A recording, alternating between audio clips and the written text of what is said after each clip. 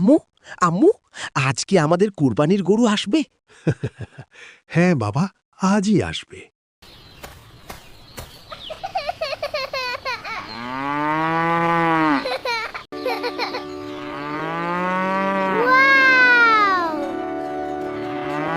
ইয়েই!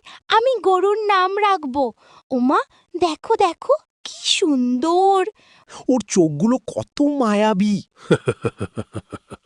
তাহলে ওর নাম কি হবে? বারাকা। কারণ ও আমাদের ঘরে বরকত নিয়ে এসেছে। সেদিন থেকে উমার বারাকার খুব যত্ন নিতে শুরু করল। সে বারাকাকে পানি দিত, ঘাস এনে খাওয়াত, তার মাথায় হাত বুলিয়ে দিত। কখনো কখনো বারাকা বড় বড় চোখে উমারের দিকে তাকিয়ে থাকত। তুমি কি আমাকে চিনে ফেলেছ বারাকা? মনে হয় ও তোমাকে পছন্দ করে। আরে, বারাকা তো পিপাসার্ত। বাবা উমার, জানো, রাসূলুল্লাহ সাল্লাল্লাহু আলাইহি ওয়াসাল্লাম প্রাণীদের প্রতি দয়া করতে শিখিয়েছেন। একজন মানুষ শুধু একটি পিপাসার্ত প্রাণীকে পানি খাওয়ানোর কারণে আল্লাহর ক্ষমা পেয়েছিল। সত্যি দাদু? হ্যাঁ বাবা, ইসলামে প্রাণীদেরও অধিকার আছে। দাদু, কুরবানির দিন কি বারাকা থাকবে না? আমার একটু খারাপ লাগছে। আমি জানি মা, কিন্তু মনে রেখো, কুরবানি নিষ্ঠুরতা নয়, এটা আল্লাহর প্রতি ভালোবাসা এবং আনুগত্যের শিক্ষা।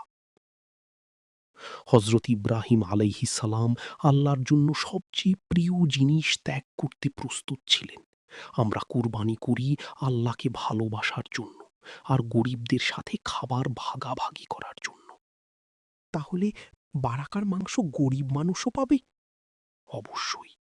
তাহলে বারাকা অনেক মানুষকে খুশি করবে। ধন্যবাদ বারাকা, তুমি আমাদের আল্লাহর কথা মনে করিয়ে দিয়েছ। সেদিন উমার শিখল, প্রাণীদের ভালোবাসতে হয়, তাদের যত্ন নিতে হয়। আর কুরবানির আসল শিক্ষা হল ত্যাগ, দয়া এবং আল্লাহর আনুগত্য।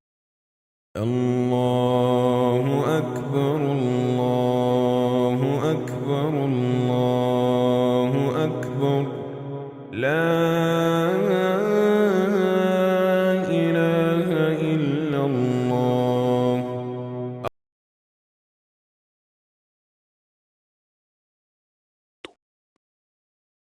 তোমরা কি কখনো কুরবানির পশুর যত্ন নিয়েছ? কমেন্টে তোমাদের পশুর নাম লিখে জানাও। আর সুন্দর ইসলামিক গল্প শুনতে সাবস্ক্রাইব করতে ভুলবে না।